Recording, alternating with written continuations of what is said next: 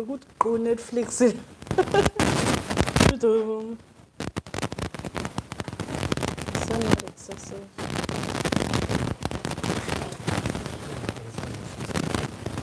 Yeah, that's interesting. Hey, Makhosi. Ngisho nje ngibambele inhliziyo ukuthi kanti lesala ukwazisa njani namakhehla ahamba nawo ukuthi amisa kanjani manje. I'm sure like the annoyance more than anything was I changed the times multiple times, so close to a notification, with that notification, and then the time changes. So I feel bad. Abazoyificela video ngosem bazoyificela clear mina say that, so it should be fine. Emakhosini ngiyanibingelela nina nonke ngithi nje amen emthuneni ngithokozani bogogo nomkhulu Amakhosini kunina nonke nje ngiyanibingelela ngiyathemba ukuthi niyaphila kuhle kumhlophe kunina sesiside kakhulu isikhathi nami nje I feel so bad but impilo ithi ngila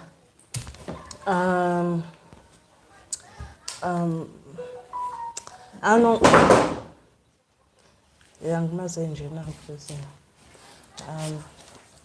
Ngiyazi bazalwane Nkosi yami ukuthi ngiyanithanda but isimo mesiphoqa ukuthi unfortunately uyise walungisa impela. Unfortunately ukuthi ngingakhona ukuza ku YouTube. Then usokunzima. So kuningi okwenzakalayo. But ngithanda ukuthi mengibona ukuthi ayinaso isikhathi siqhamuke sizovuma ukuthi ngikwazi ukucommute ke for that period doing the videos. Then I love doing so. So nje ngiyazicelela ngokukhulu ukuzithoba phambi kwenu. Ngokukhulu ukuzithoba.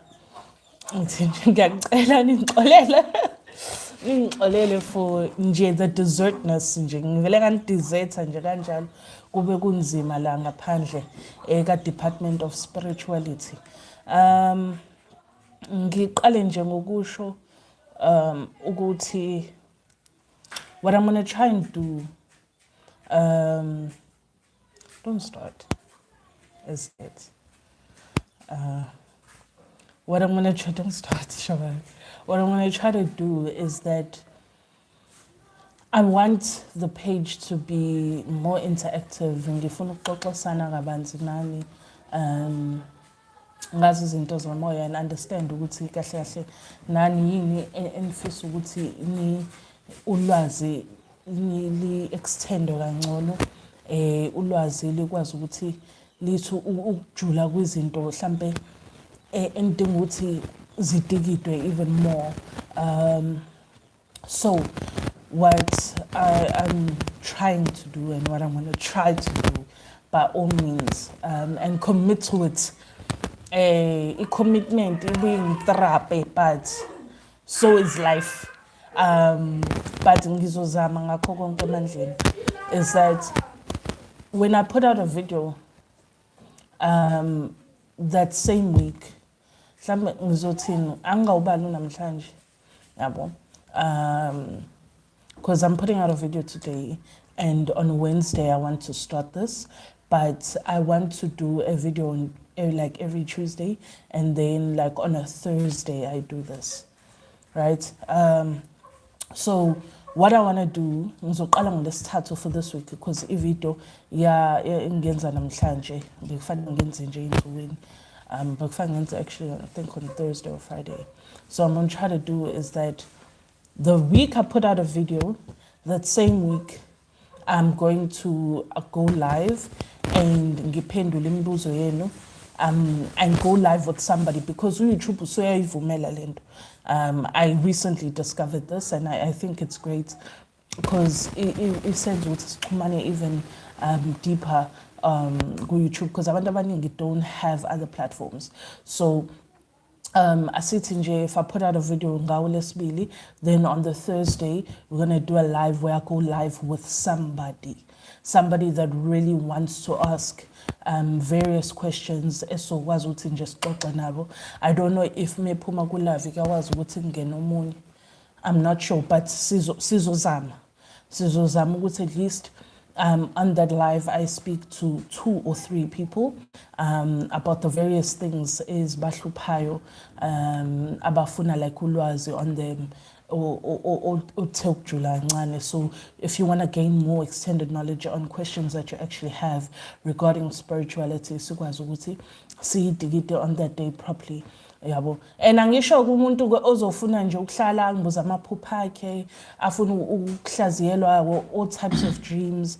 That's not for that. And a slowly life, like all those things. No, these are things where you have questions and you just want deeper understanding. Things that have happened in the past that confused you when you were walking your spiritual journey. Things that before you start doing things, understanding. Maybe there are other things on what to look out for, but wangaphenduleka kwezinye mhlawumbe ufuna ukuthi ugcizelelelwe kwezinye ayebo into kanjalo. Those kind of conversations where you don't have necessarily the time, or you don't have the time, but I know a lot of healers more figure like bona, they don't have the time to actually sit down and communicate on these various things and help you grasp a understanding. So this is what I want to do, and how I'm going to necessarily choose those people is I need you guys to WhatsApp me. I think that will be the easiest way because YouTube will be flooded. Kanti YouTube ngingawuphenduli ama message akhona. So maybe WhatsApp me the things you want to know, the things you want to understand. Okay, lazy. I think it's something that we definitely can take the time out on the live and just discuss them. So you must be willing. Open a phone name. Or even you can go live on a laptop, it doesn't really matter.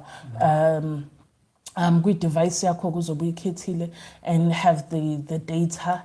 A connection, it's a you know. So having the time to actually do that. So that's what I want to do. So my WhatsApp is in the description, my WhatsApp number. So in WhatsApp, I'll literally just ensure that I read each and every one. At that time, because sometimes I don't get in WhatsApp ngifunde, but ngingabi nesikhathi sokuphendula or uthola ukuthi ngiyafunda nje mhlambe khona into engisayilindile noma khona umuntu engisamlindile. And I don't necessarily have the time ngaleso sikhathi ukuthi ngiphendule. So ngifuna nje ukuthi gaxa ama notification manje saqala kungazi ukuthi ngiqala video and then towards the end, because some people like watch bits and pieces. So that's the first thing. Second thing, I've decided abantu abaposelwayo izinto. We used to do postings on Mondays and Tuesdays, right? And we've decided actually Mondays where I'm either in somebody's dreams or we are resting. We are just not doing anything on a Monday. Angisakhoni. Umzimba usangivumeli noma sekufanele ngihlale ngigqume ngenze izinto zami nami yabo nje ama processes ahlangane nami angikhoni. So on Tuesdays we posting into zabantu on Tuesdays, and then on Thursdays. No, Thursdays ngithumela into zabantu zeyithunywa like into eniyithungisile like izembatho zenu, so whether ote speaker or ote ujazi or ote yene enye ibidani or ote ilon, what's that other thing, umnazaretha, all those things nje that ehlangane nezithunywa nanani, mhlambe enfisa ukuthi siyisemanzini, all those things Thursday is the day esinenzela ngayo yonke leyo nto leyo. So izembatho zenu will be sent on Thursdays. Even nalaba, because sometimes we have people that look for amabhaya are specific and they need us to send it to them. Into nje ehlangene nezembatho and posting, we'll send them on Thursdays. Into ehlangene nemithi neyiwasho ney'nsipho and into ehlangene nje with healing, we'll send that on Tuesdays, right? And it's only sometimes we'll be able to send on Saturdays as well. Miss Bonugut, okay, no, iskati allows because ulona cleanses and all those things. When we're doing consultations, we're able to send things on Saturdays. But if we have cleanses on Saturdays, we can't send things because my cleanser kulu. And then ugwaige can fall within those days. So whether it's Tuesday or Thursday or Saturday, then we're able to post that because ugwai, especially is we squash pep. Gadu pep yaphuza kukuvalo. So ugwaige, those that order ukwayo, then those will be sent on either days. So angfuni ningbuza ukuthi okay, has my items been sent? Ningbuza on Monday. Ngicela singayenzi lento bazala, ngiyanithanda but ngicela singayenzi lento le. Menifuna into zenu ngicela sazi ukuthi nje Tuesdays, Thursdays and Saturdays are the days that we are able to send into zenu. So, is there anything else I'm forgetting? And oh yes, labanda order like I think 5 is fine. About order about 5. We do give you ispemiso mahala. But also just let us know whether you use it or not. Singanifakeli and hlampe akuyona into enisebenzisayo noma unawo amathwasa because khona ukuthi umuntu unamathwasa njengoba odogwayo abawu5 hlampe odela amathwasa nakhe and ispemiso helps a lot mona amathwasana because ispemiso siyaqaqana or even umuntu hlampe obuya afuna ukuqaqeka without the effects of ugwayi. Ispemiso is number 1 because whether we are upemgwayo or not, it's actually very, very good. Ngoba nami ngibe ispemiso ngisebenzise, but if ungasithandi instead of lento ukuthi ngoba uthanda into amahala, you know, you want to get it. If you ungasebenzise or ungasithandi usho ukuthi no, I know I've ordered ugwayi about 5, but I don't need a spemiso, so I'm good. Then that's great. Do my notification? I'm sorted. So you can start shooting? Okay. Now, on today's video, I wanted to specifically speak Ngalendo because I actually did forget one thing, but I did want to speak about Lendiama cleanse because I think I've gotten so many people that come here abanye when ubabukeli cleanse umuntu akubuza ukuthi oh, am I going to do a river cleanse or I've done a river cleanse before, it didn't really help me. I think bazalwane la iqala iphambane khona is that people do cleanses or ukuhamba emanzini without really understanding why you're going to that specific water, right? Because also you need to understand not yonke into idinga ukuyohlanjululwa emanzini. You know, that's amanga nje la umuntu umonakalo into eyodwa hayi river cleanse amanzi omfula are not for everybody. Rivers are not for everybody. Mina personally, I don't like rivers. Personally. Mina nje umoya wami does not communicate emfuleni. So noma ungangeza ukudumshi ufana nokuthi hayi bengiyoswima. It's not for me unless abantu abadala bami specifically want something ehlangane nomfula, then they'll tell me ukuthi okay ngicela ukuthi uye emfuleni for this specifically. And also river cleanses are like angisho njengami nje engazwani nomfula ne or engasho ukuthi angizwani nawo, but it doesn't really do much for me spiritually.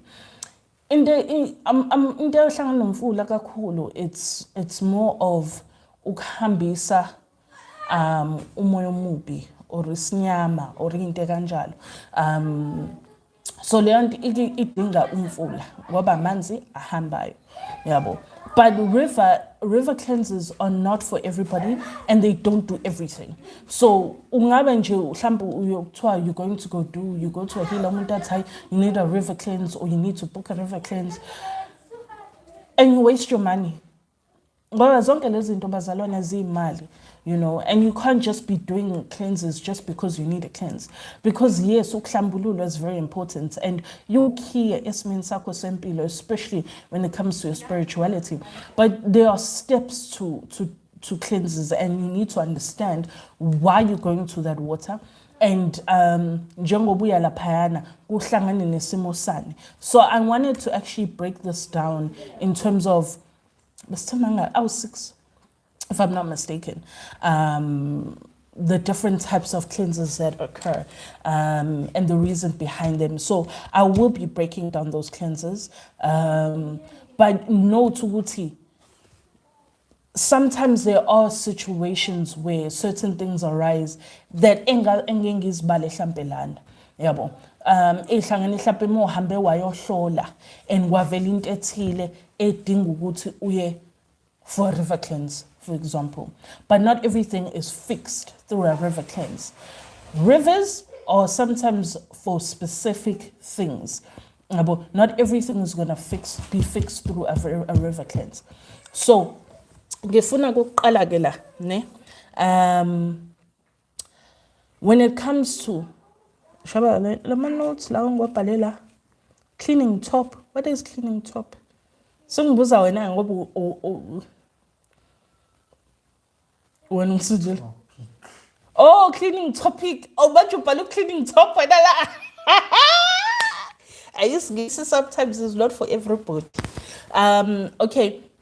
So if ushonelwe or there's a death in the family, right? You have to understand, number one, before you have to understand the type of death, because the type of death will determine how or how that cleanse will be done, right? And that one specifically, so whenever somebody has passed on in your family, or if now like ushonelwe, like you've lost a child, or you had an abortion, those that have had abortions. What else? I'm trying to think.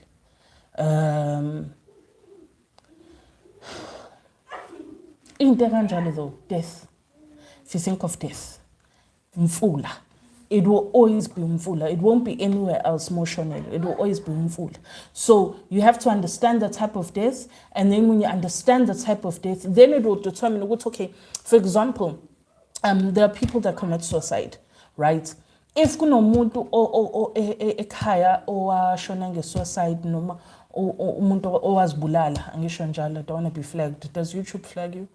Mosenzisa la magama angazi. But muguthi kunomuntu in your family owazibulala or kanye umuntu oshone ngesikhali, so mhlambe wadutshulwa noma wagwazwa noma waba nengozi yemoto, all those things nje. Kune process efana iqala yenziwe ukuthi lo muntu ushone ngalendlela ebuhlungu. Yabo. And then after doing that specific process, because njoba ngibalile le indlela lezi ezimbi zokushona, like ilona ukugwazwa or ukudutshula or ukuzibulala or ilona ingozi yemoto, yabo, or abortion, right? Lezo indlela ezibhlungu zokukhipha umphefumulo. So there are processes that first need to be done, and then bese ke kuyahlanjululwa ke emfuleni. Uyayibona into le. So unless umuntu, if it's just a natural death, umuntu uyishonele nje ngokwenkosi, inkosi yami ukuthi hayi bekuyisikhathi sakho ugulile, or whatever the case may be, then lo muntu loyo obviously kuzothathwa leso silwane esithathwayo, whether it be a chicken or whether it be a goat, depending on obviously amandla abantu, yabo, then kubikwe ke bese umuntu agezwe emfuleni ke. Because also there are certain deaths that need a specific time. Ukuthi fanele uyogeza lento ethile ngesikhathi esiwukuthi, yabo. And obviously in understanding lezo zinto ke fanele ekwenziwa as ukuthi if you're just going to cleanse lokufa lokho engikuchazile just by going uye emfuleni and then uhlambulule, it doesn't stop anything.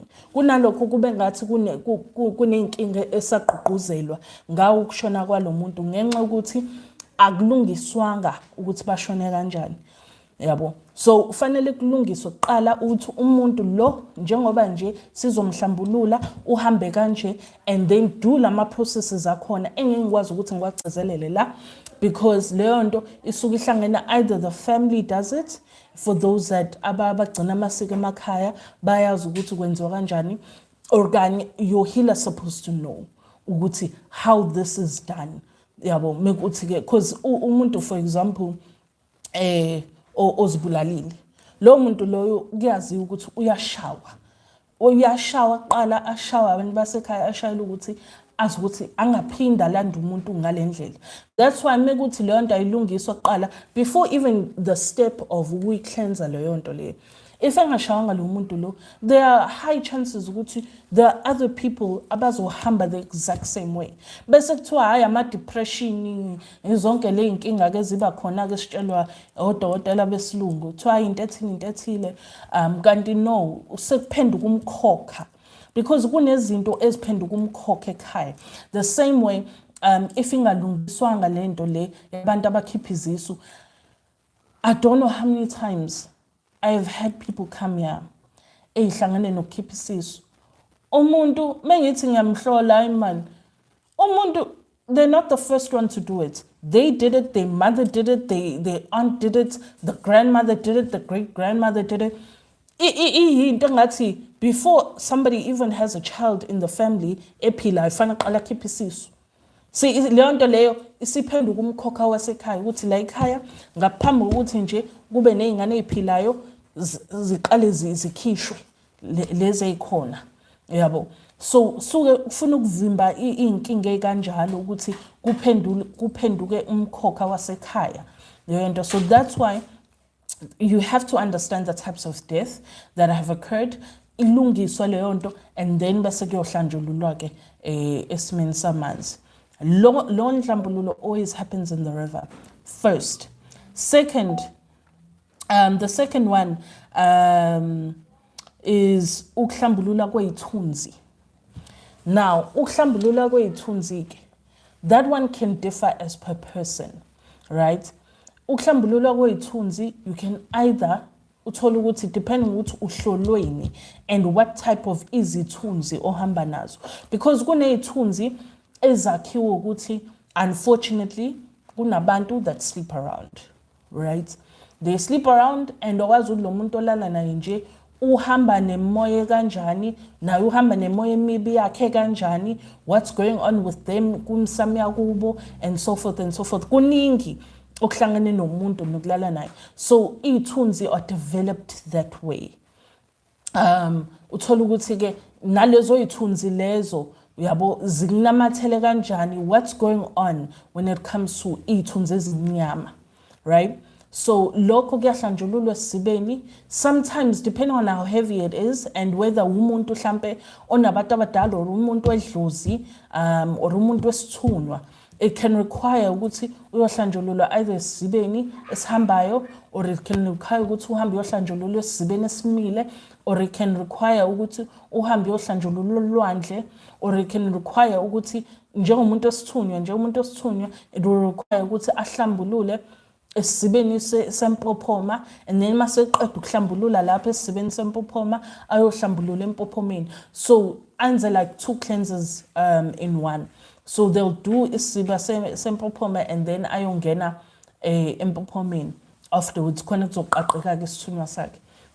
So you have to understand those types of ithunzi lezo. Yabo. So these two things nje that I've said ekhombisa ukuthi umfula ungenaphi lapho. Yabo. Even though there are moments where umuntu mine ithunzi it can require them ukuthi aye emfuleni, but only for specific purposes. Yabo, because njobe ezo emfuleni nje uthola ukuthi bafuna aqala emfuleni kodwa ayongena esibeni noma bafuna aqala emfuleni bese yongena olwandle uyabo khona ngoba kunezi ithunzi that end up developing into almost like uhamba nesilwane kube kungasona isilwane kuyizithunzi yabo. So that's 2. Then when we get to the third one, is understanding ne ukuthi ithunzi is how it differs from isilwane. There are people that have come to me and umuntu angitshela ukuthi usekhathalele lapha isilwane, and then mengithi ngibuza ukuthi okay leso silwane leso usilaphe kanjani. Just hold on for a second.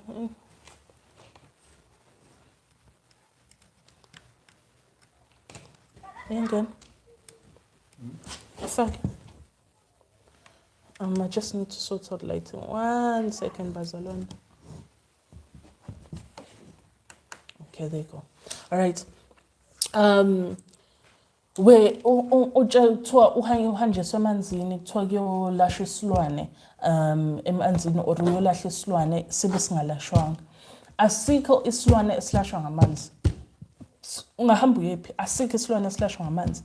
Amanzi are the after effect yomukuthi bulungisa indaba yakho yesilwane, because isilwane siqala silashwa kuqala you have to weaken it, and then once you've weakened it kuba nezinto depending on your healer kuba nezinto ekufanele ukuthi mazenziwe. For example, when you weaken isilwane, if umuntu angakwazanga ukubona before what type of isilwane you have, right, athi kuvela ukuthi kunesilwane esikhona but manje lesilwane lesi asikhona ukucaca ukuthi oboni isilwane, because there are creatures like that are very heavy to the point where akucaca ukuthi oboni isilwane, because ilwane zibroad inqwaba nje, because like I know people speak about ama boys but hey ngibona makuthiwa ngihamba nama boys or ngilandelelwa ama boys isona silwane leso. There's different types of ilwane, because even mermaids can be ilwane yabo. When uyitshela ukuthi uphupha i-mermaid edlozi kanti uphupha isilwane sento yabo. When uyitshela ukuthi uphupha idlozi kanti uphupha yini lento okuthiwa yini lento abantu abagcatshwa ngayo izizwe yabo, kanti unezizwe uyayibona lento leyo. So you need to understand the different forms of creatures that there are, and sometimes those creatures are so well hidden within you, and when I say well hidden, kuneyilwane ezicasha ngedlozi yabo ezifihla edlozini uthola ukuthi zikunamathele how do I explain this? Mowenza into okuphakamisa idlozi kube ngathi uphakela lento instead of ukuphakela idlozi lakho. There are things like that, and kusuke kufuna a separation to happen between idlozi lakho nalento le. I'll make an example. When I was young, I don't know if I've ever spoken about this, but ngathi ngisemncane, I was doing grade 2. Ngagula, like I was so sick. My mom thought I was dying. Like in that time, I didn't eat for a month. I hadn't had food for a month. I was barely drinking water. Ngihanjiswe emakliniki, ngihanjiswe esibhedlela, looking nikwamapilisi. They didn't really give direction ukuthi yini engigulisayo. I was so sick. Ngazaca lemthambo isingaphandle. It was just horrific.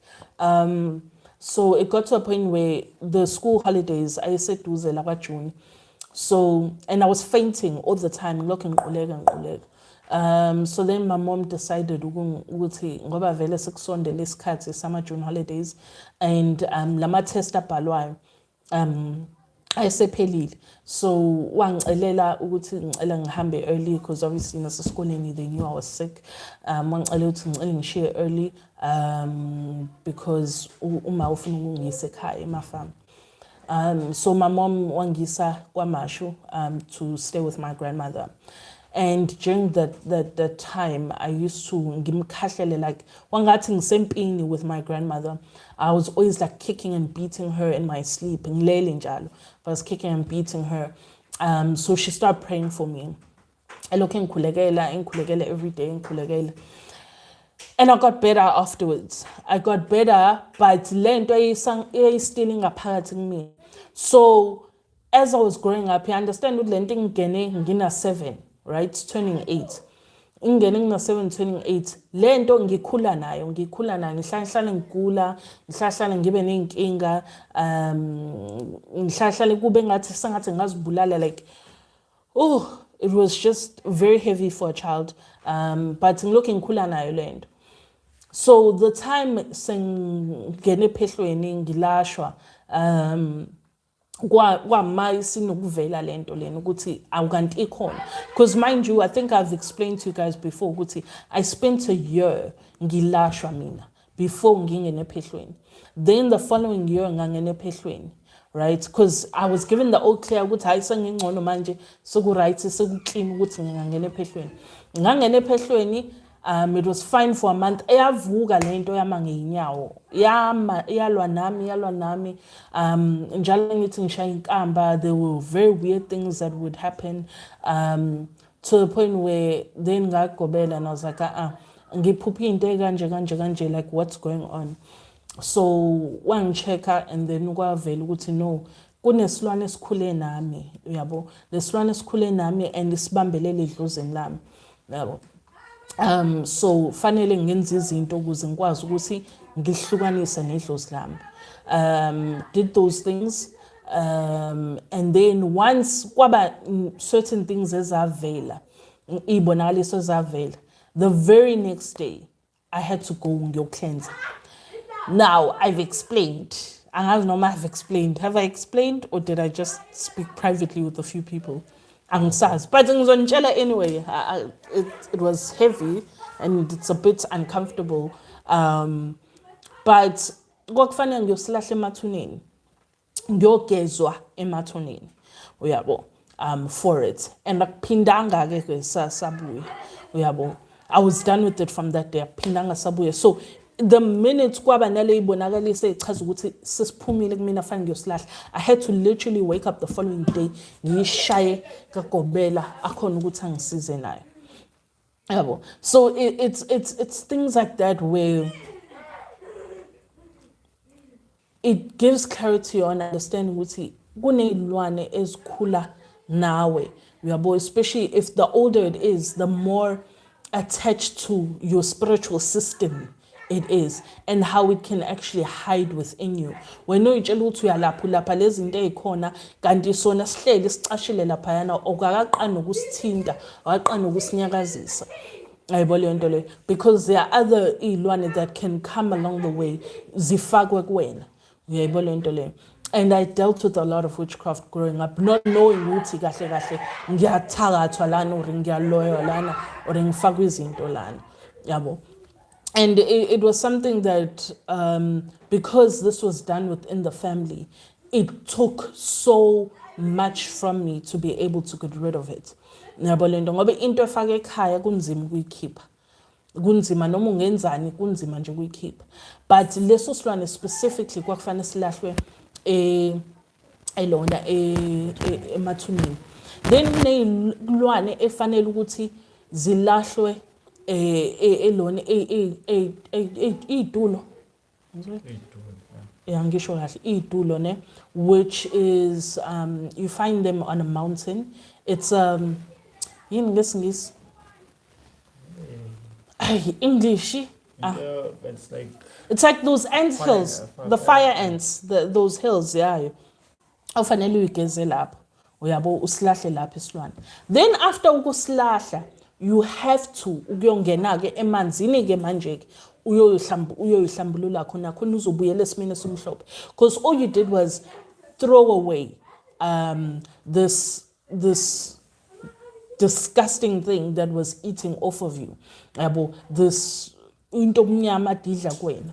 But now you have to go into a state of ubumhlophe, you have to go to a state of cleanliness, and the way you do that is in uyemanzini. Then it has to be understood ukuthi mophuma laphayana ke fanele uyongenaphi.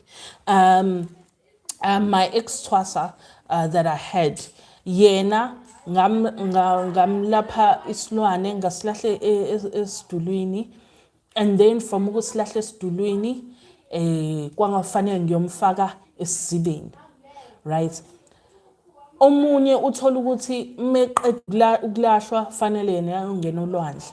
Omunye uthola ukuthi meqeda ukulashwa fanele ayongena empophomeni. It just differs as per person.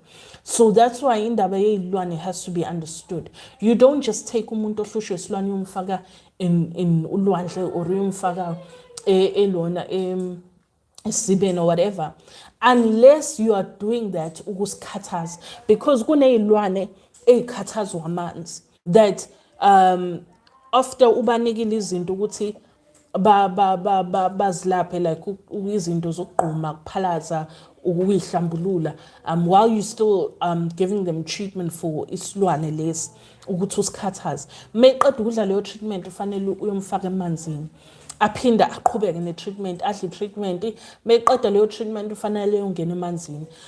And then phinda umnike treatment because some have like are very heavy to heal. Njengoba ngisho ukuthi izilwane ezindala within you, izilwane ezilandwe ngaphandle out of the country, like ezilandwe ko Mozambique noma ilandwe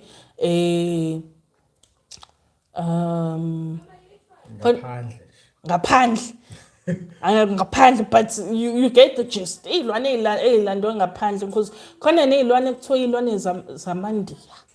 Kunezilwane kanjalo, those that know, those that have experienced lezilwane kuthiwa izilwane zamandiya no, uyabo ukuthi nazo zinzima to the point where lezo izilwane lezo most yazo kuthiwa you have to go to umlaphi wendiya to get rid of them, uyabo.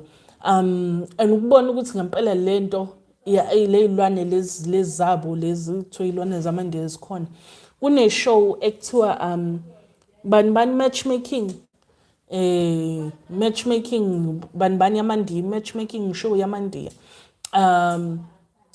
There was, I think it was season 2 or something, where oyedwa wabo wayenza umsebenzi yokuthi alashwe lento ngoba yayimvalile, yabo. So you have to understand ilona isimo somuntu ukuthi lo muntu ke njengoba uzomlapha kanje or njengoba wena ulashwa kanje unesilwane noma unezithunzi, yabo, because ithunzi nazo can be so heavy where they can replicate or turn into isilwane depending ukuthi ithunzi ezoyihamba nazo ithunzi kanjani, especially makuthi umuntu owakwalala nomuntu onesilwane noma molala nomuntu mhlawumbe ofakwe isilwane, that na ibe nomthelelo because isuke isithole nayo okunye ukudla, yabo. Next ukugezwa kwezidalwa noma kwedlozi, right? Ukugezwa kwezidalwa nokugezwa kwedlozi, actually I should add lapha nokugezwa kwesithunywa, uyayibona lento le, that is also very very different because even imithi newasho whatever oyithakayo noma oyihlanganisayo, the things that you put together in order to cleanse that person, uyayibona lento le, because not everything yo bazalwane, people in white chickens, not everything is cleansed with the white chicken, and people think cleansing white chicken. So when I ask people, bazalwane menifika cleanse yakho iveza ukuthi fanele ugeze inkukhu ebovu noma ugeza impangele, people always ask me, what is that? Yini impangele, yini inkukhu ebovu, you know. And it's troubling because it means ukuthi if you've been like somebody that's being cleansed and has gone to healers wayogezwa and njengoba ugezwa nje you don't know what these chickens are, that means you've never even used them, because once you buy something you always know what it is. Because impangela abanye bathi impangela, abanye bathi inkukhu ingqoqo, yes, ingqoqo, abanye bathi bathini, there's another word engayizwa, le umuntu aleka Zulu, it was such a strange word, but I knew ukuthi ukhuluma ngempangela, like umoya wami was like ayikhuluma ngempangela, so I was like, oh usho le nkukhu le ngathi isikotshi, wathi yes. So inkukhu usually that will go along with ukuhlambulula idalwa, ukuhlambulula idlozi, ukuhlambulula into ehlangane nabantu abadala will always be a Zulu chicken. And that Zulu chicken will either be impangela or it will be inkukhu ebovu, depending on someone's situation. But in Vamisa, for the most part, it's 90% of the time they'll require inkukhu impangela because people are so mixed.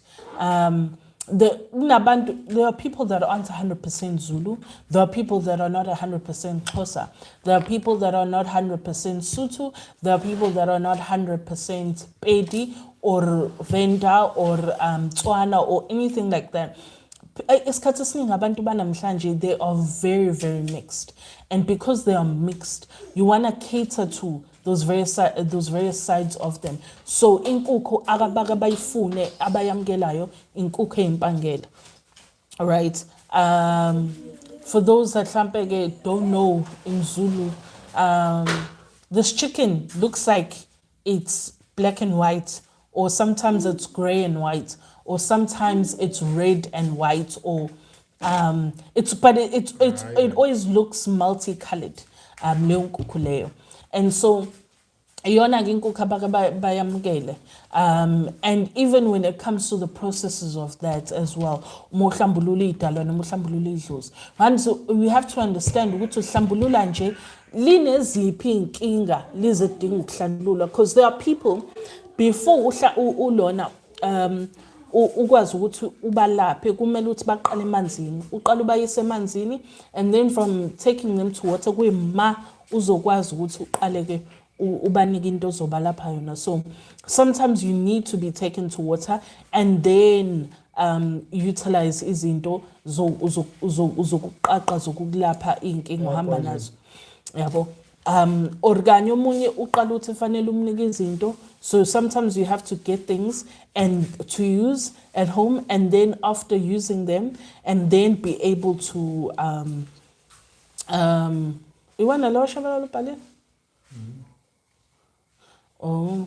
and then after using them, then be able to so nalapo you have to understand it's not something that you just enjoy. Hey, everything's the same river. No, we're not going to the river for that. They'll specifically want, depending on ukuthi idalwa zalowo muntu lezo zidonsa kephi amandla. Either bazodinga ukuthi bathathwe bayisolwandle, especially mekuthi unesithunywa bazofuna ulwandle kakhulu, so athathwe ayisolwandle, or kanye athathwe yisesibeni, or athathwe ayiswe esibeni sempophoma, or athathwe ayiswe entabeni ayohlanjululwa khona, yabo, entabeni. So because khona abantu that abadonsa amandla from intaba, and you need to unyuke namanzi uye lapho amanzi wakhe kephe ngezansi lapha at the bottom, kulo mvulo ohamba lapho or leyo mpophoma ehamba lapho, depending ukuthi mapha amanzi aseduze nalowo mvulo naleyo ntaba leyo, and then bayogezwa lapha ngaphezulu kwentabeni, yabo. So ukuhlanjululwa nje kwedalwa nedlozi nakhona it's you have to understand ukuthi what is the problem kulezo idalwa and what is the problem kulelo dlozi edinga ukuthi bahlanjululwe, and then bahlanjululwa according to that specific problem. Maklip lawa azovele utshekile one side. Ushabana na uzobona phela ukuthi ungisa kanjani. Ayikho ngizongisa ngayo. And I think I mentioned ukugezwa kwesithunywa ukuthi ke lokho ke isikhathi esiningi uma ugezwa isithunywa either uzogezwa olwandle. Isithunywa ke nje will never want isiba umfula or anything like that. Isithunywa will always want ulwandle, or kanye it will want impophoma, and depending what's going on ifune isiba saleyo mpophoma leyo. So nje isithunywa lwandle mpophoma, those are the only two places ohlambulula khona isithunywa sakho. Yes, ithunywa zawahamba amanzi ahlukahlukene, but nakhona ziwahamba based on a purpose. But in terms of ukuthi wena uyiswe emanzini for isithunywa sakho or umoya wakho esithunywa, you either go to ulwandle or you go to impophoma. And then ukuhlambulula komsana. Hayi lapho kuntabaka nta uhamba yonke indawo ke lapho. Mohlambulula. Topic there. Eh? Any topic there? No. On the cleansing. Oh yes, it is. I'm sorry, Shuba. No, it's okay.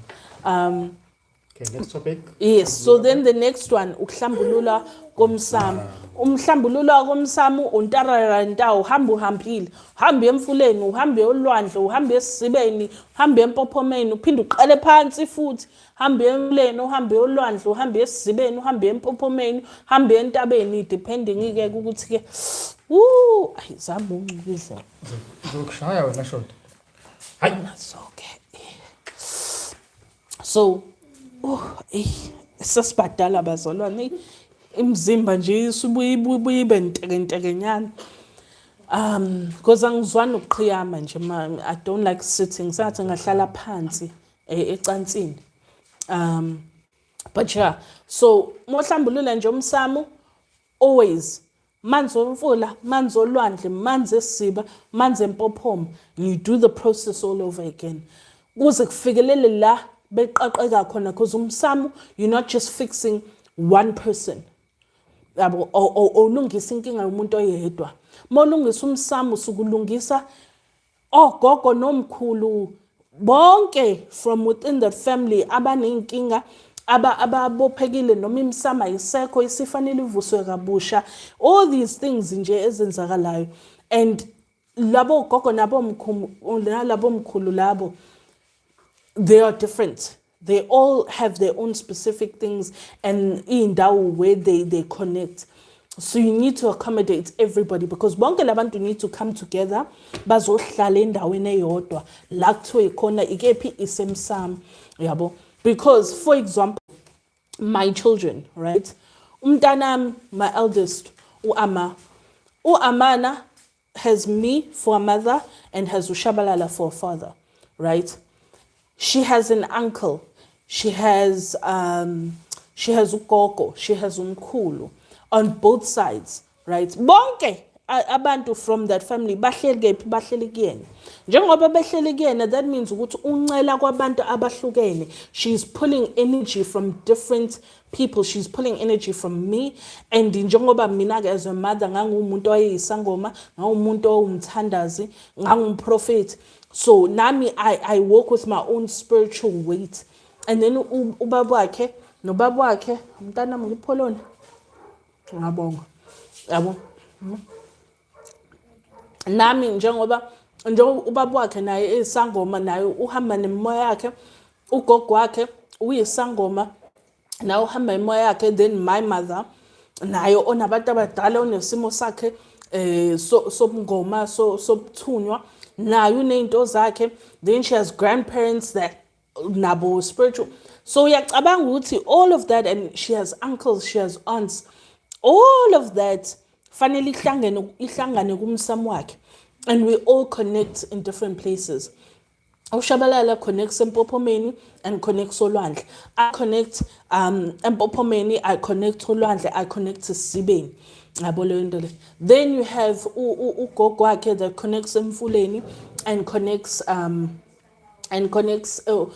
Empophomeni. Then you have lomunye ugogo wakhe that connects Empophomeni and connects Olwandle and connects Emfuleni. Then you have lomunye futhi ukhokho wakhe that connects Esibeni.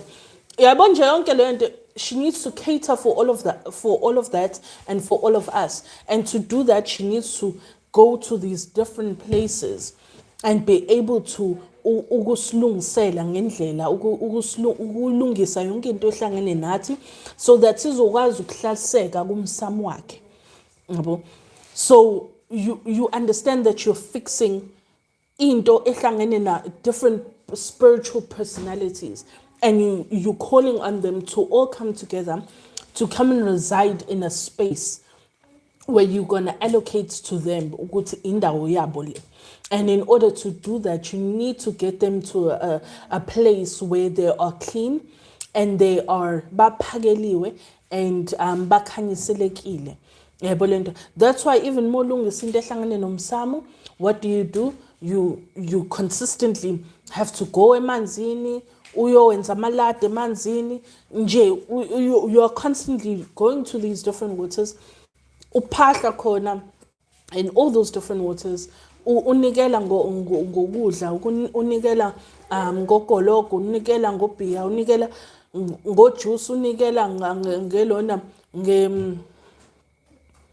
yinena ngejuba, unikela ngamahewu, unikela ngodrinki, like uyanikela with all these different foods and sweets and chips and all these things to accommodate all our taste buds. Ngoba njengami nje mina ngiyofa ngithanda icoke. So if amachansi ukuthi uzoye emanzini engangiphathelile icoke emanzini, I'm not showing up. Andizi. If echansi ukuthi uzofika laphayana engaphethe ama-marshmallow noma engaphethe amalona ama-ghost pops, andizi. Yabo. Ushabalala uthanda ubhiya. So if amachansi ukuthi uzofika emanzini aphahle engawuphethe ubhiya wakhe, yabo, akezi. If echansi ukuthi uzofika laphayana engaphethe ugologo kamkhulu wakhe, akezi. Uyabo.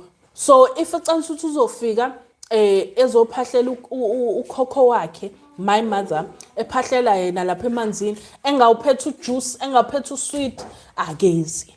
Yabo. Then sonke sidla kulo chicken ke futhi azophinda azojikjela la. Yabo, siphinde sidle khona kulo chicken sithosa amthumbu senze yonke into. So mulungisa umsamo, it's your consistent battle in doing all of that.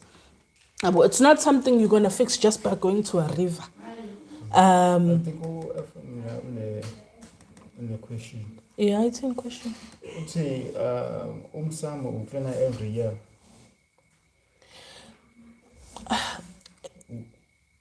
Kuma ngiyabuza la.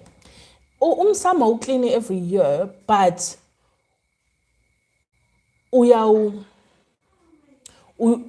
angifuni futhi ukuthi ukuvuselela because awuvuseleli.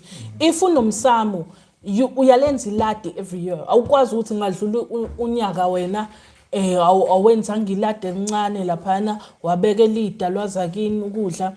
Wena uyadla endlini upheke rice laphana, udla uphuthu laphana, udla ibeef lapha, udla inyama, udla chicken, udla iskapu, umnandi, yabo.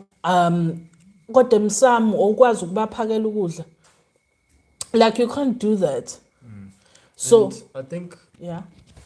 Mhlambe into yade ehlose ukuyibuza la. Uthi mhlambe ukuthi maybe kungani umsamo uklina every year. Kungenzeka ukuthi ngenkathi umsamo sekhaya ulungiswa uqala nje ukuthi ulungiswe. Awuzange uzolungiswa ngendlela, awuzange Yeah, that can cause that. Awuzange uhlanjulula ngendlela. So ingakho ngathola ukuthi njalo nje uhlezi ukukhala kuthiwa abangenanga ngendlela khona wasala ngaphandle, usuyaphinda futhi usuhlaba lo mbuzi leyo noma leyo nto leyo abakutshengise yona, noma uphinde futhi hayi akuhlambulelanga kahle. Leyo nto leyo idalwa ukuthi ke indlela ekade kwenziwa ngayo lo msebenzi loyo ayenziwa ngendlela eright. Yabo, kungaba ke izathu eziningi. Kungaba ukuthi wena wenza ngendlela wrong noma khona la uphambuke khona noma kukhona into ethiwa ithenge noma iphathe wangayiphatha noma umlapho wakho nje akazange zakwenzele into okuyiyona. So ziningi indlela noma hayi esindlela njalo. Iningi is Yeah, ziningi izathu ezingenzeka ukuthi uhlezi njalo ngonyaka noma hlala ngaphela 3-5 years try kumele ufake abantu abadala ekhaya, umsamo ungcolile. Leyo nto leyo ingadalwa ukuthi kwasekuqaleni umsebenzi lo othi uyawenza ukuhlambulula noma ukufaka abantu abadala awuzange uzohambe kahle kwasekuqaleni.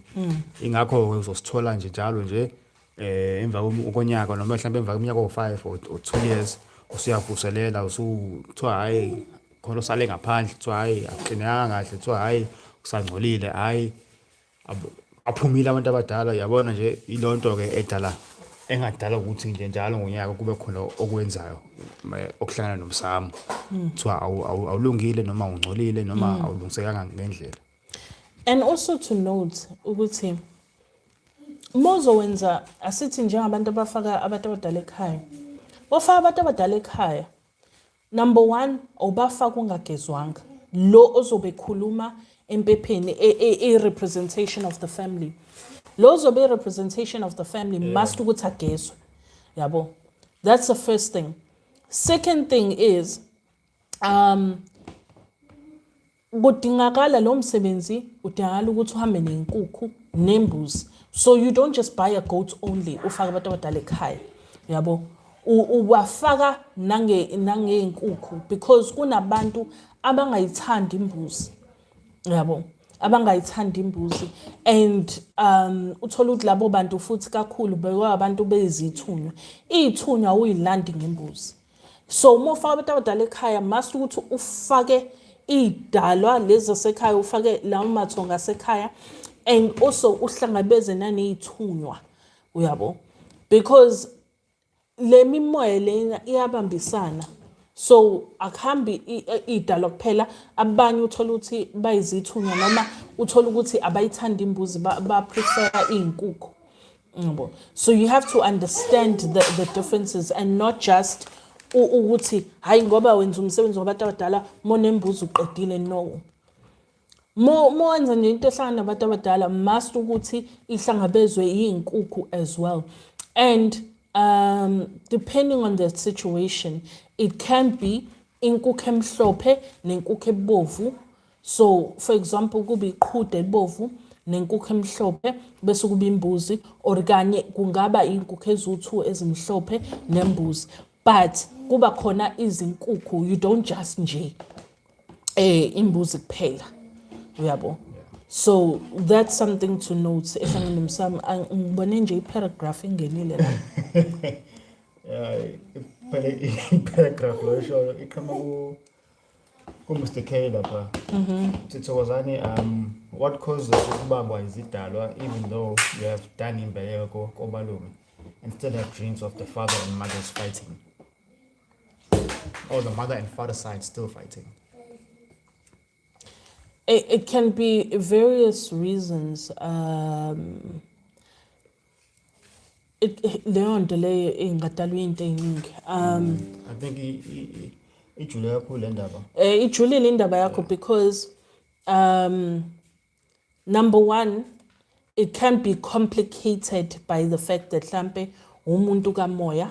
So for example, ngenza umzekelo ne uShabalala is actually more perfect for this example than I am. uShabalala idlozi lakhe la kamama but isithunywa sakhe sakababa. So he belongs to 2 sides of the family. So he doesn't just spiritually belong to one side. Yabo. Because as much as njengami, as much as I have ipiwo from both sides, but predominantly isiphiwo sami esakamama. Yabo. Lesi esilawuli into eziningi esakamama. And nalesa kababa ngiyakhona ukuthi ngiphile ngaso isona lesi esinginiki nazo like amathambo and all these things esifike nobaba yabo. And then let's side la kamama ke lifika ke nezinhlwathi ke and all those types of things.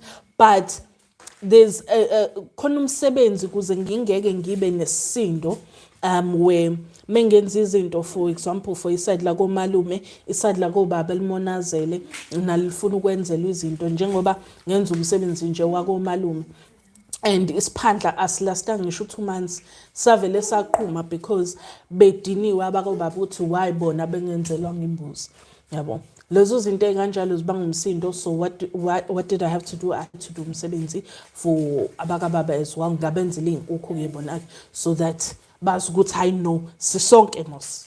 But uShabalala yena yakhe difficult because specifically umuntu omlawulayo kodwa boys umuntu omlawulayo kasithunywa abantu bakobaba and then umuntu angekwazi ngishelana nami wena boys umuntu omlawula edlozini abakamama yabo, and leyo nto leyo iyawubanga umsindo if they are not akwenziwanga umsebenzi ukuthi bahlanganiswe bazi ukuthi okay basebenzisana kanje yabo. So when you're somebody that is spiritual unesiphiwo, leyo nto iyavuka regardless of ukwenza imbeleko yabo. Then there can be other reasons for that as well. Uthola ukuthi mhlambe ke wayenza imbeleko leyo but bafuna ukuthi moqeda ukwenza imbeleko lapho komalume uphinde uyowenzela isiphandla sakababa yabo. Mhlambe bavuka phezulu kwalo msindo ukuthi okay fine vele imbeleko komalume fanele uyenze, but moqeda ukwenza imbeleko komalume fanele uyihlangabeze leyo mbeleko komalume ngesiphandla sakobaba yabo. Ngenze ukuthi futhi that's the issue yabo baba. And futhi ngizonishaya nini nciseni yeah. Enye into engadala lonto le futhi ukuthi lo mbeleko leyo ukuthi lo mbeleko leyo ubuwenzela ubani, ubuzenzela wena noma iphume ephaketheni lonto omdala. And then futhi enye into engayisho ukuthi usangabangwa abantu abadala uma ekhaya kini ningashadile vele yabo, mhlambe ngisho ke abazali bakho bangazange bese becaca yabo. Abasekhaya kobaba bathi hayi umntwana wethu lo, then basekhaya komama bathi hayi owethu lo mntwana lo ngoba akahlawulanga noma akalotsholwanga lo mntwana lo, so bafuna ukuthi ulotsholo kobaba ulotsholo. Yes, so ziningi izinto ezingadala ukuthi abakamalume nabakobaba ukuthi beqhubeke like belwiswane ngawe noma ngomntwana yabo. Ziningi izathu esingenza lonto le. I think nje ngamele ukuthi uhambe uyohlola uyobona umuntu awuchazela kahle awuchazela kabanzi ngoba ya ngoba akulula ukusho ngempela ngoba ijulile leyo ndaba leyo. Ngamele ukuthi ubheke specifically ukuthi kwenzakalani ngawe ukuze ukwazi ukuthi ikona kuphi okudala ukuthi leyo nto iqhubeke. Right. Then the last thing I just want to mention, as much as ngithintele kuyona but ngifuna nje ukuthi ngithi ukunaba kuyona kancane lento yokuhlambulula abantwana ne kodwa nkosami bazalwane ngixole ngithole kanzima la uBoyzini usekhulile useyisa hayi wena fosek wena so animthatheni hayi bani lapho wena hayi bye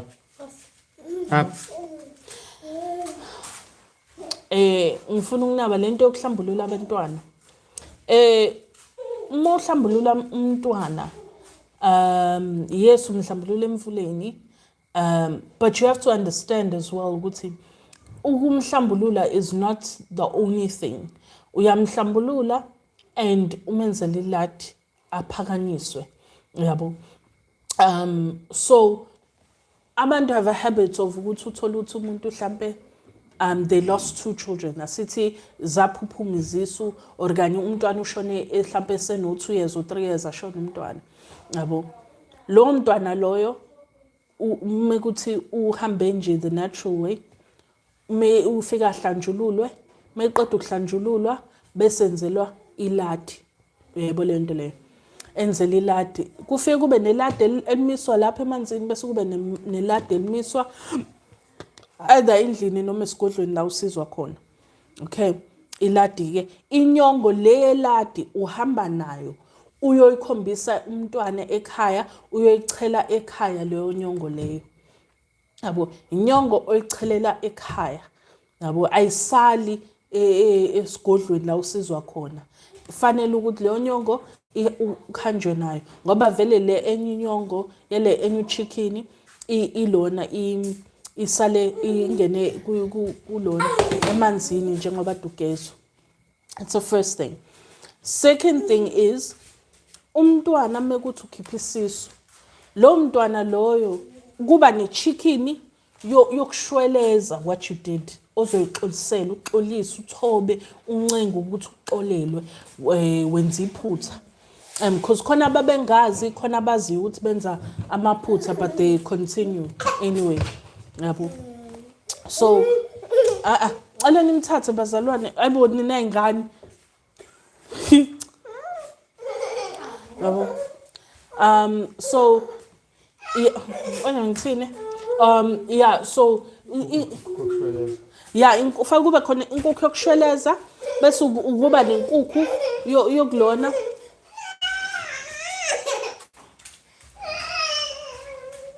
Uvale lapho. Kodwa kumnyama ngapha. Bazo stroke. Inkukhu yokushweleza bese kuba khona inkukhu yokulona yokugeza bese kuba khona inkukhu yokulona yokwenza iladi. So inkukhu ziba u3. Mekuthi ke ushonelwe ingane ezu4, inkukhu ziba u8. If le nkukhu ke nje so for each child there's 2 chickens. Ingane oyigezayo 2 chickens.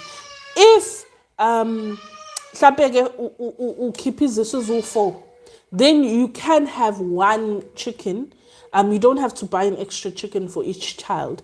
Yokushweleza ukuthi ukhiphe isisu. You can buy 1 and ushweleze ngayo for all the kids. But in terms of ukuyigeza, each child 2 chickens. So if ukhipha izisu ezu10 ngoba nikhona Nkosi yami enikhipha ezu10, khona enikhipha ezu8, khona enikhipha ezu12, nikhona nje asingafihli nikhona. Menikhipha ezu12, inkukhu ozozikhipha zu24 plus le yokushweleza 25. Yabo, inkukhu ozoyikhipha nje uzithenge plus namaladi ozowenza lapha emanzini plus neladi ozolimisa lapha esigodlweni. Yabo. So these are things to know ukuthi laba emotional umntwana must wazi ukuthi inkukhu zibe u2. Akazi ukuthi umuntu ageza inkukhu lapha umntwana and it's over, akuphelele lapho. And even after and even with that actually khona ngikhohlwayo kunenkukhu yokukhumula inzila ngoba phela kahle bufanele uyizilele le ingane lezi ezishonile. Yabo, but obviously because ingane besancane awuzili isikhathi eside so kuba nenye inkukhu extra ke leyo ukuthi ukhumula inzila emanzini. Kwi process ukulona ukuhlambulula ingane, it's not as simple as just going to the river and cleansing that, because each child also has to have its name and fanele uyibika lapha emsamo ikwazi ukuthi nezidalwa zakini kube khona ozosondela azilona aziqoqa le ingane ayigada ayikhulise on the other side. So that's about it in terms of the cleanses and understanding ukuthi whatever that you do noma uya kumlaphi or laba kababusisekile kabeza kumina ke they know ukuthi I give them the time of day. Ayimvuleleni umsindo mvuleleni yabo. No, those that come to me bayazi ukuthi vele give them the time of day. Mina into ngiyahlala ngikuchazele ukwazi ukuthi uyi understand ngoba angifuni mina umuntu owenza into engayazi ngoba angifuni futhi umuntu okhala ngami kusasa ukuthi hayi ukuthi bengazi abantu abafike bakhala ukuthi I didn't know this bangiphathisa ngekhanda. So I ensure ukuthi what's up papa what I ensure ukuthi into eziningi ngiyangichazela.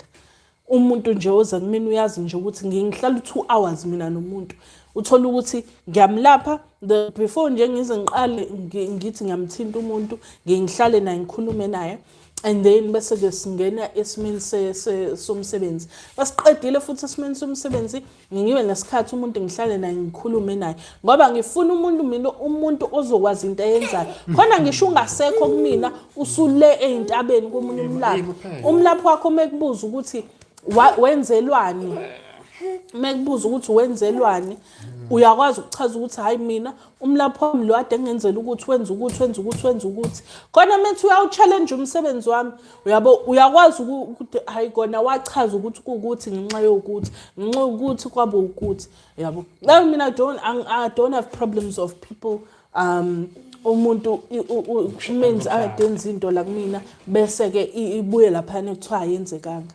iyenzeka ukuthi also a lot of people mistaken ukwenzelwa into kahle and faith. If when uzofika vele kumlaphi uyi-question into oyenzayo noma ukwenzelani noma ukwenzele kahle ayibi right because wena umoya wakho bungekho lapho.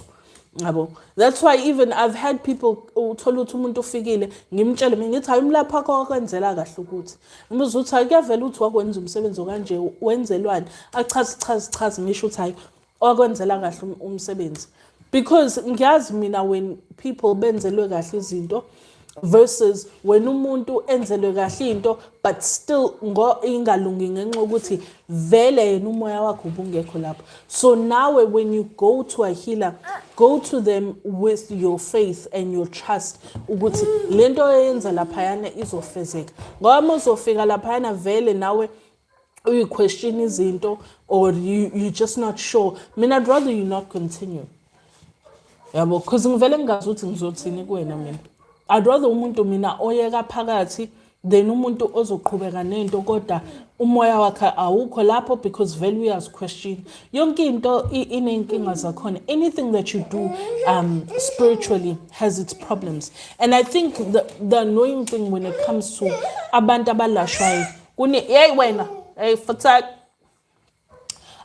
when it comes to abantu abalashwayo so fuseke phela ulapha into eziningi so nami ngiyawusho.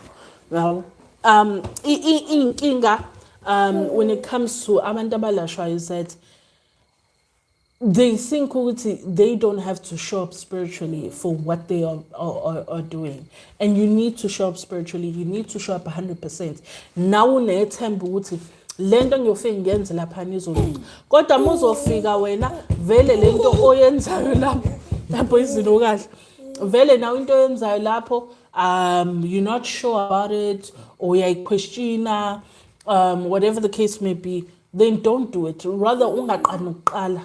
Ngoba kuba nzima ukuzama ukuhlangabeza umuntu spiritually yena engekho lapho because kusongekho nawo uyachamana yabo ngoba nawo usuku vele ungekho lapho. Always do something 110%. Mina whatever even kwaba hayibo mina even kwabalaphi mina bangigila yabo most of what they did for me did come right because I committed 110%. It's only when I saw ukuthi ngathi ngiyaphambaniswa lana did I walk away from the situation. Kodwa umuntu mengibona ukuthi akangiphambaniseli mina I commit because I know ukuthi if uzoquestiona izinto in a matter where you don't have faith in what you're doing, already the battle is lost. Yabo.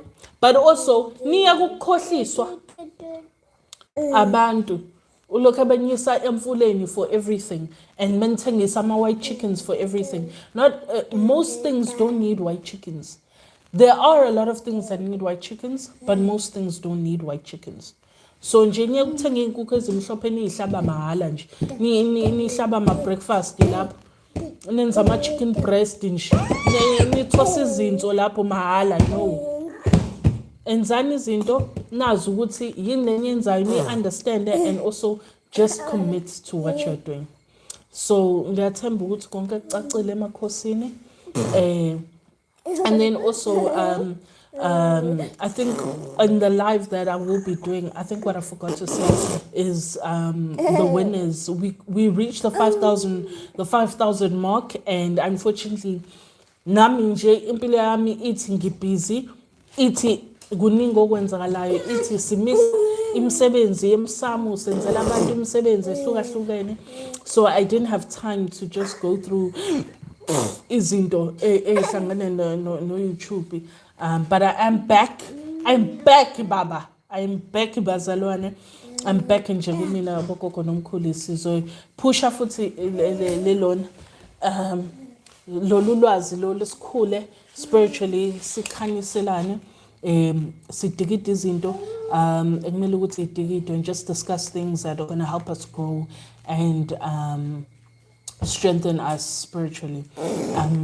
So kube kuhle kube mhlophe kumina kuvuleke la kumnyama khona ninqobe nezimpi zenu njalo nami nje ngibhisi ngiyangena esifuthweni manje ngiyangena esifuthweni nje Funa lana ngiphophothekile steam sabantu abadala ngifuna ngiphophothekile funa uma ngifike kunene ngibuza ukuthi ngiyableacha yini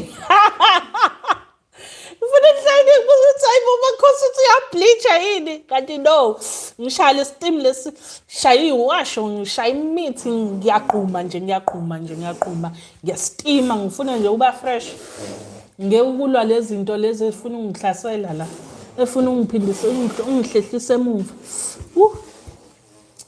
siyalwa nje bazalwane but yeah kube kuhlobo mhlophe kunina kukhanye there's no more questions ne shaba ngayivala no usingayivala bayisho